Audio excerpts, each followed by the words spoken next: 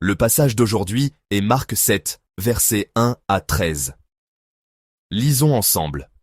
Les pharisiens et quelques scribes venus de Jérusalem s'assemblèrent auprès de Jésus. Ils virent quelques-uns de ses disciples prendre leur repas avec des mains impures, c'est-à-dire non lavées. Or, les pharisiens et tous les juifs ne mangent pas sans s'être lavés soigneusement les mains, conformément à la tradition des anciens, et quand ils reviennent de la place publique, ils ne mangent qu'après s'être purifiés. Ils ont encore beaucoup d'autres observances traditionnelles, comme le lavage des coupes, des cruches et des vases d'airain. Et les pharisiens et les scribes lui demandèrent « Pourquoi tes disciples ne suivent-ils pas la tradition des anciens, mais prennent-ils leur repas avec des mains impures ?» Jésus leur répondit « Hypocrite, Ésaïe a bien prophétisé sur vous, ainsi qu'il est écrit « Ce peuple m'honore des lèvres, mais son cœur est éloigné de moi. » C'est en vain qu'il m'honore, en donnant des préceptes qui sont des commandements d'hommes. Vous abandonnez le commandement de Dieu et vous observez la tradition des hommes. Il leur dit encore, vous anéantissez fort bien le commandement de Dieu pour garder votre tradition. Car Moïse a dit, honore ton père et ta mère, et celui qui maudira son père ou sa mère sera puni de mort. Mais vous, vous dites, si un homme dit à son père ou à sa mère, ce dont j'aurais pu t'assister est corban, c'est-à-dire une offrande à Dieu, vous ne le laissez plus rien faire pour son père ou pour sa mère, annulant ainsi la parole de Dieu par votre tradition que vous avez établie. Et vous faites beaucoup d'autres choses semblables. Amen. Je partagerai la parole avec vous sous le titre « La pureté impure ». Il y avait un pasteur avec qui je travaillais dans mon ancienne église. Je me disais que si jamais je devenais pasteur principal et que nous avions un ministère pour les personnes handicapées dans notre église, je voudrais absolument l'inviter. Il n'est pas exagéré de dire qu'elle est l'une des meilleures personnes en Corée dans le ministère auprès des personnes handicapées. En apparence, c'est une femme frêle, mais à l'intérieur, elle est forte et résolue. J'ai entendu dire qu'un jour, cette pasteur a pris un peu de recul par rapport à son ministère pour se reposer et est partie faire du bénévolat dans un établissement de Mère Teresa en Inde. Elle a même pu voir de loin Mère Teresa servir en personne. Cependant, à cette époque, Mère Teresa était déjà si célèbre que, lorsqu'elle passait, des gardes l'entouraient, et il était difficile pour les gens ordinaires de s'approcher. Elle a juste pu voir de loin une petite grand-mère en train de servir. On raconte cette anecdote à propos de Mère Teresa. Teresa et les religieuses ont trouvé un homme dans la rue. Son corps n'était plus que peau et os, couvert d'excréments et de pus, et les mouches et les asticots couvraient déjà ses blessures. Teresa et les religieuses l'ont pris dans leurs bras, l'ont emmené à leur centre, l'ont lavé, ont nettoyé ses plaies et l'ont allongé sur un lit propre. Allongé sur ce lit, l'homme aurait dit « J'ai vécu comme une bête, mais je meurs comme un homme ». Et quelques heures plus tard, il a rendu son dernier soupir. Un journaliste qui a visité le centre de Teresa a décrit l'atmosphère ainsi. Un lieu rempli de l'odeur de puces, de plaies en décomposition et de corps non lavés. Je n'ai pas pu tenir plus de 5 minutes. Mais elle travaillait au milieu de cette odeur comme si elle chantait. Cet endroit était probablement l'un des plus sales du monde. Pourtant, paradoxalement, les gens appellent cet endroit malodorant et sale ainsi, Nirmal Hriday, ce qui se traduit littéralement par cœur pur dans une langue de la famille du sanskrit. Cette maison était la maison du cœur pur. Le lieu le plus sale portait paradoxalement le nom de cœur pur. Parfois, la propreté et la saleté, la pureté et l'impureté telles que les gens les conçoivent, semblent être différentes. Car les gens appellent parfois pur cet endroit sale. C'est probablement parce qu'ils ont découvert que, bien qu'il paraisse sale en apparence, c'est un lieu qui préserve une pureté envers les personnes marginalisées et sans défense. En général, les gens disent qu'il faut éviter la saleté. Mais les gens de cet endroit sont allés encore plus profondément dans cette saleté à éviter. Les chrétiens pensent généralement qu'il faut se débarrasser de la saleté pour rencontrer le Christ. Mais selon les gens de cet endroit, ils confessent que le vrai Christ peut se trouver dans cette saleté. La saleté est-elle toujours seulement sale? Non. La question de la saleté et de la propreté peut être abordée de manière totalement différente selon la situation et la perspective. Ce qui semble sale peut ne pas l'être en réalité, et ce qui semble propre peut ne pas l'être vraiment. Le passage d'aujourd'hui rapporte une telle controverse. Des gens qui se considéraient comme purs, mais qui ne l'étaient pas du tout, ont rencontré Jésus. C'étaient les pharisiens et les scribes.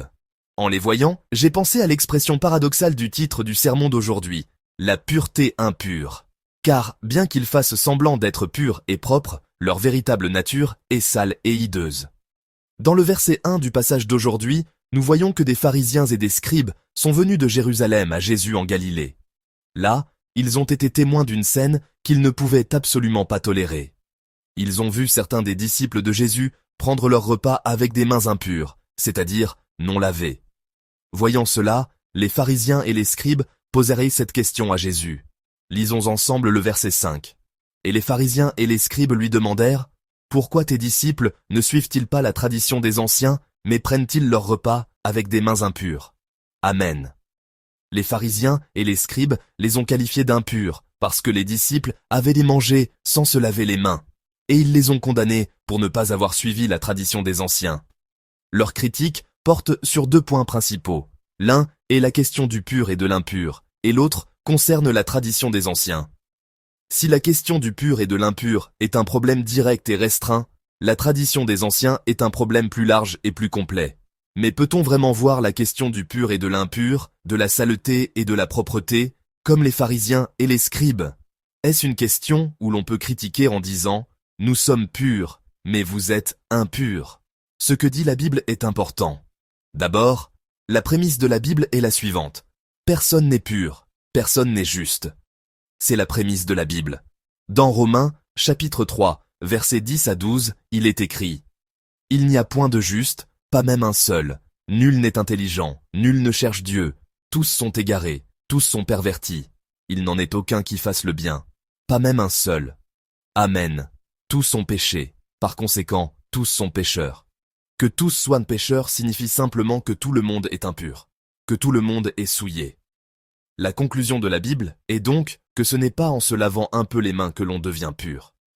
Se laver les mains avant de manger n'est pas une mauvaise chose, mais cela ne rend pas une personne impure, une personne souillée, pure. Et le fait d'observer cette pratique ne donne pas le droit de critiquer ceux qui ne le font pas. L'enseignement de la Bible est que personne n'a le droit de critiquer, car tout le monde est impur. Car c'est une personne impure qui critique une autre personne impure. Savoir cela est le premier pas vers la pureté. Savoir que tous sont pécheurs, savoir que personne n'est pur, et donc savoir que je ne suis pas pur moi-même, c'est le premier pas vers la pureté. À ce sujet, il y a une histoire dans le Talmud. C'est la fameuse histoire des ramoneurs. Deux hommes descendent après avoir nettoyé une cheminée étroite. Le ramoneur A a le visage couvert de suie, tandis que le ramoneur B, par chance, a le visage propre. Le rabbin demande à ses disciples, « Lequel des deux va se laver ?» Les disciples répondent comme si c'était une évidence. Bien sûr, c'est A, qui a le visage sale, qui va se laver. Mais le rabbin secoue la tête et dit, « Faux, la bonne réponse est B. » B, en voyant le visage sale de A, pensera, « Je dois être aussi sale que lui » et se lavera le visage. Mais A, en voyant le visage propre de B, se trompera en pensant, « Mon visage doit être propre aussi » et ne se lavera pas. Bien que le dialogue soit plus long dans le Talmud original, l'essentiel de cette conversation est le suivant. Ce n'est pas la personne sale qui se lave, mais celle qui se reconnaît comme telle. Une personne qui n'a pas conscience de sa saleté, qui se trompe en pensant qu'elle est propre, ne se lavera pas. Dans le passage d'aujourd'hui, les pharisiens et les scribes sont ainsi. Ils pensaient « Je me suis lavé les mains, donc je suis pur ». Ils pensaient donc qu'ils n'avaient plus besoin de se laver, qu'il n'était pas nécessaire de se laver, mais ce n'est pas le cas. Ils étaient toujours impurs et devaient encore se laver. Car la Bible dit que tout le monde est impur. C'est pourquoi elle dit qu'on ne devient pas pur simplement en se lavant un peu les mains. Par conséquent, se laver les mains ne leur donne pas le droit de critiquer les autres. Ils sont toujours des gens qui ont besoin d'être lavés, simplement des gens impurs et souillés. Et la Bible dit qu'on ne devient pas pur de cette manière, en se lavant les mains. La Bible nous indique la seule façon de devenir pur. C'est dans 1 Jean, chapitre 1, verset 7. Lisons-le ensemble en regardant les sous-titres. « Mais si nous marchons dans la lumière, comme il est lui-même dans la lumière, nous sommes mutuellement en communion, et le sang de Jésus son Fils nous purifie de tout péché. Amen. » La seule façon pour nous d'être purifiés de tout péché est d'être lavés par le sang de Jésus-Christ, le Fils de Dieu. C'est seulement par le sang précieux que Jésus a versé sur la croix que tous nos péchés peuvent être entièrement lavés. Ce n'est pas en nous lavant les mains que nous devenons purs, mais c'est parce que notre Seigneur nous lave avec son sang précieux que nous pouvons être purifiés. lorsque l'on lave des vêtements ou que l'on nettoie quelque chose, il y a des cas où un simple lavage ne suffit pas et où une méthode spéciale est nécessaire. Certaines tâches ne partent pas avec un simple lavage, elles nécessitent un traitement spécial. En général, un lavage à l'eau chaude est efficace. Mais c'est différent pour les taches de sang. Si on lave à l'eau chaude, le sang coagule et la tache devient indélébile. C'est parce que le sang est une protéine. Il faut rincer à l'eau froide et utiliser une enzyme, du peroxyde d'hydrogène ou un détergent dilué pour pouvoir le laver. Pour l'huile, c'est le contraire, elle ne part pas bien à l'eau froide. Il faut laver à l'eau chaude et utiliser un détergent qui peut enlever la graisse, comme du liquide vaisselle, pour éliminer les taches d'huile. Il en va de même pour la méthode de lavage de nos péchés. Une méthode de lavage très spéciale et très précieuse est nécessaire. Le seul moyen de laver nos péchés est le sang précieux de notre Jésus. Il n'y a pas d'autre moyen de devenir pur en dehors de Jésus. En fait, depuis le début de son ministère public, Jésus a continuellement fait cette œuvre. Cette œuvre consiste à purifier les gens. Lisons Marc, chapitre 1, versets 40 à 42. Lisons ensemble. Un lépreux vint à lui, et se jetant à genoux, il lui dit d'un ton suppliant, « Si tu le veux, tu peux me rendre pur. » Jésus, ému de compassion, étendit la main, le toucha, et dit, « Je le veux, sois pur. » Aussitôt la lèpre le quitta, et il fut purifié. Amen. Ici, Jésus a purifié un lépreux. Il a dit, « Je le veux, sois pur. » Et cette parole est immédiatement devenue une réalité. Aussitôt, la lèpre a quitté cet homme, et il a été purifié. Jésus est venu sur cette terre pour nous purifier. Le seul qui puisse nous purifier est notre Seigneur seul. La foi qui croit en cela est la reconnaissance que nous ne pouvons jamais devenir purs par nous-mêmes. C'est la reconnaissance que des efforts, comme se laver les mains, ne suffisent pas à nous rendre purs. Et c'est l'espérance que nous ne pouvons devenir purs qu'en nous appuyant sur notre Seigneur. Elle contient l'espérance que, si nous nous appuyons simplement sur notre Seigneur, nous pouvons devenir purs. Les pharisiens et les scribes ont suivi le chemin opposé. Ils pensaient pouvoir devenir purs en se lavant les mains, en observant la loi et en suivant la tradition des anciens. Mais on ne peut jamais devenir pur de cette manière. Tout comme le sang ne doit pas être lavé à l'eau chaude et l'huile ne part pas à l'eau froide, nos péchés ne peuvent pas être lavés avec de telles choses. Seul le sang précieux de notre Seigneur peut laver nos péchés. Il se considérait comme pur simplement parce qu'il s'était lavé les mains. Mais ils n'étaient pas purs du tout. Ils étaient toujours impurs. Le fait que des critiques négatives sortent de leur bouche montre clairement leur impureté. La pureté impure. Leur état était une pureté impure, prétendant être pure. Une pureté impure qui les rendait plus sombres et plus confus, et une pureté impure qui ne purifiait pas le monde mais le rendait plus sale et plus souillé. La pureté que les pharisiens et les scribes essayèrent de préserver était ainsi impure. Qu'y a-t-il à l'opposé? Il y a l'histoire de l'impureté pure, l'endroit où se trouvait Mère Teresa, Nirmal Ridey, c'est-à-dire la maison du cœur pur, et ce qui s'y est passé. L'attitude de ces personnes qui sont allées vers la saleté que les gens évitaient et qui ont accepté la saleté que les gens rejetaient était quelque chose de pur, une impureté pure. À l'origine, c'est l'œuvre que notre Jésus a accomplie sur cette terre. L'initiateur de l'impureté pure est notre Jésus lui-même. Relisons le verset que nous venons de lire, Marc 1,41. Jésus, ému de compassion, étendit la main, le toucha, et dit, « Je le veux, sois pur. » Amen. Jésus a eu pitié du lépreux. Ensuite, il a agi de la manière suivante. Jésus a tendu la main vers ce lépreux, et il a posé sa main sur lui. Il est entré en contact avec le lépreux. En entrant en contact avec le lépreux, il est entré en contact avec la lèpre, cette maladie impure. Jésus a volontairement touché le malade impur, et est volontairement entré en contact avec la lèpre impure. Ce contact impur est l'histoire de l'impureté pure. L'impureté pure n'ignore pas les personnes pitoyables pour préserver sa pureté. L'impureté pure accepte la contamination et choisit de se souiller. Et elle entre dans cette réalité souillée. Notre Jésus, par un amour pur, s'est lui-même volontairement souillé. Grâce au fait que notre Seigneur s'est lui-même volontairement souillé, nous avons obtenu la pureté. Parce qu'il s'est volontairement souillé par un amour pur pour nous, nous avons pu être purifiés. L'histoire de cette impureté pure est bien illustrée dans le livre de l'Apocalypse. Lisons d'abord Apocalypse 7, versets 13 et 14. Et l'un des vieillards prit la parole et me dit, Ceux qui sont revêtus de robes blanches, qui sont-ils et d'où sont-ils venus? Je lui dis, Mon Seigneur, tu le sais. Et il me dit, Ce sont ceux qui viennent de la grande tribulation. Ils ont lavé leurs robes, et ils les ont blanchies dans le sang de l'agneau. Amen. Les croyants se tenaient debout, vêtus de robes blanches. Le verset 14 dit que ces robes blanches sont des vêtements lavés dans le sang de l'agneau, des vêtements blanchis dans le sang de l'agneau. Ce sont les vêtements que nous porterons au ciel. Cela signifie que nous ne pouvons être lavés que par le sang précieux de l'agneau, et que nous ne pouvons être blanchis que par le sang précieux de l'agneau. Mais alors, quel genre de vêtements notre Jésus, qui nous a ainsi revêtus de robes blanches, porte-t-il? C'est dans Apocalypse 19, verset 13. Lisons ensemble.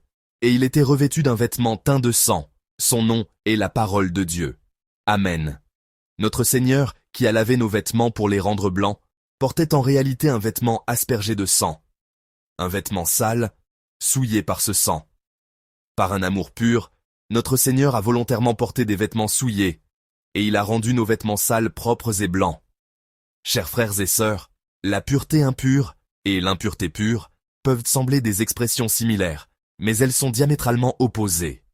Les pharisiens et les scribes qui ont préservé une pureté impure se considéraient comme purs et condamnèrent les autres comme impurs.